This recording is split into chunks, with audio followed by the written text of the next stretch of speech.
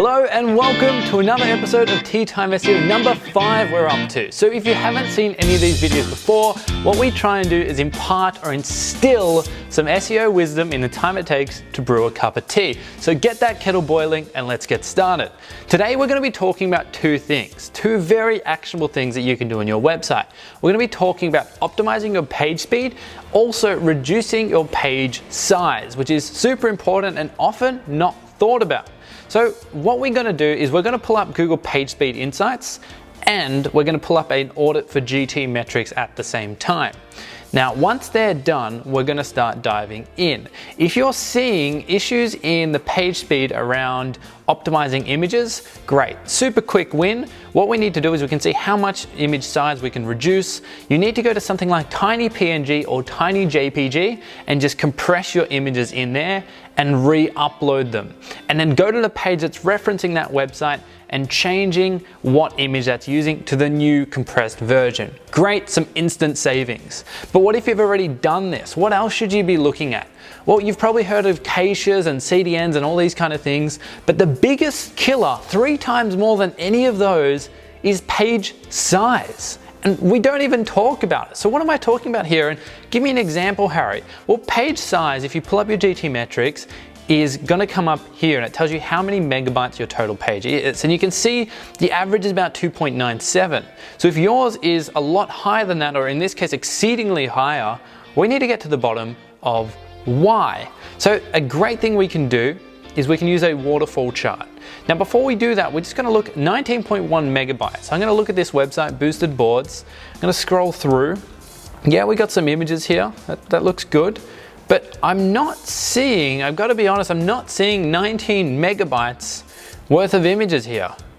It's just unlikely. So what's going on? Well, if I drill down into GTmetrix and I scroll through, we can see what's called a waterfall chart if we click on it here. Now, a waterfall is not just a beautiful natural occurrence, it is also the process of how this code is rendered.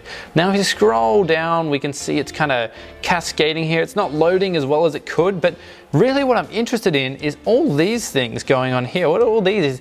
200 kilobytes here, 400 kilobytes here. If I click on it, it's a man in a Santa outfit on an electric scooter. Okay, interesting.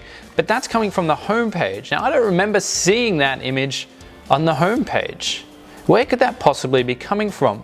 Well, actually, I can now get an idea. It's coming from this social media feed that they have. Now what's happening is each time they're getting one of these images, they're serving it to me at full resolution, even though it's just this tiny, tiny little block on my screen. What we should be doing is two things. Number one, we should be scaling that image resolution so it's only serving it in 200 by 200 like it's giving it to me here. So I'm not getting a full resolution image like this one. The second thing we can do is pull only about 5 or 6. I don't really need to see every social media post up until Christmas that they have on their homepage. Nobody is realistically going to scroll through all of this to have a look, and it is totally killing their page size, right? And if you're aware, on mobile, anything above 3 seconds, you're losing about 50% of your visits from the get-go. And every megabyte really counts on a mobile because people have data allowances. Nothing sucks more than pulling up a website and finding you've just used 20 megabytes or potentially 1/10 of your total monthly allowance. So Google knows that too. And they look at this and deliberately place websites in the SERPs based on their page size. And also, it just makes sense. The bigger your page size, the slower your website's going to load. So you need to stop and think, do I really need all these images? You know, are they adding to that experience so much that I'm willing to capture less users on my website?